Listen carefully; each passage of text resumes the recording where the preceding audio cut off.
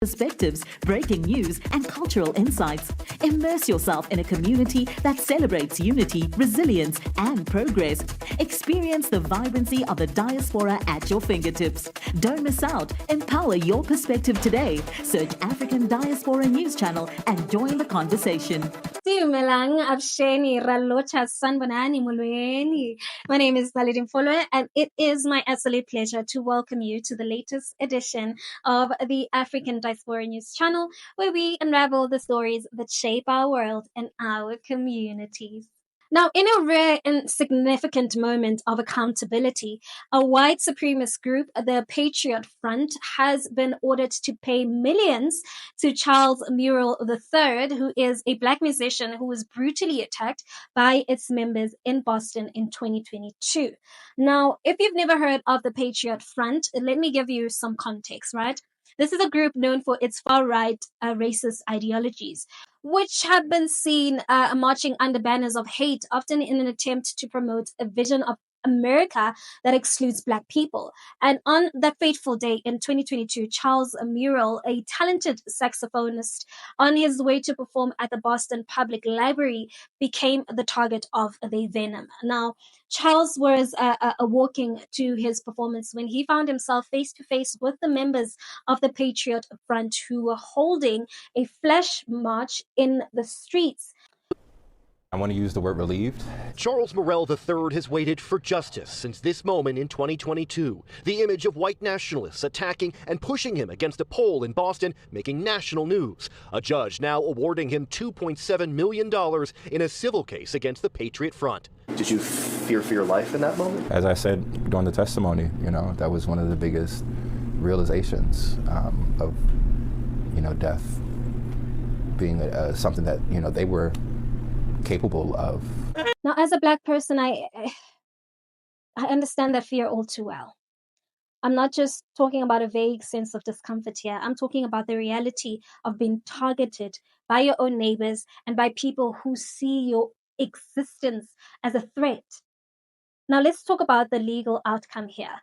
The U.S. District Judge Indira Talwani ruled that the Patriot Front and its leaders, Thomas, were liable for the attack on Charles, and the group has been ordered to pay a staggering $2 million in damages, plus another $755,000 for Charles' medical expenses, pain and suffering, and lost wages and future earnings. Now, it's honestly a victory, no doubt, but here's where I have to pause for a moment and reflect.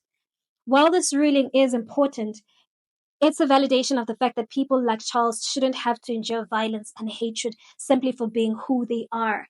It's also a reminder of how far we still have to go. And I want to be clear about something. This ruling doesn't erase the trauma that Charles endured. He was physically assaulted, verbally humiliated, and subjected to the kind of violence that can leave scars far beyond what any money can fix. And we're talking about a man who simply was trying to go about his day and was met with hatred, and that hatred could have actually cost him his life. But here's my concern. Despite this landmark decision, none of the individuals who actually attacked Charles have been criminally charged.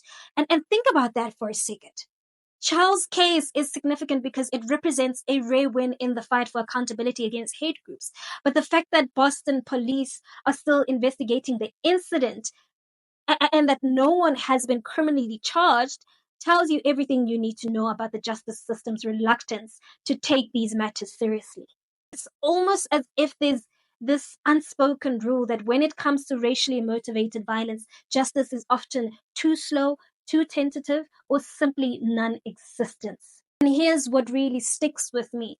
Charles wasn't just an innocent bystander in this situation. He was a black man minding his business on his way to play music, to contribute to his community, and to do what we all should be able to do, which is live our lives without the fear of being attacked because of the color of our skin. And yet, it was his very blackness that was the target. And that's the reality for so many of us. I mean, we could be walking down the street on your way home, or even just living in your own home, and still that racial animosity finds its way into your life.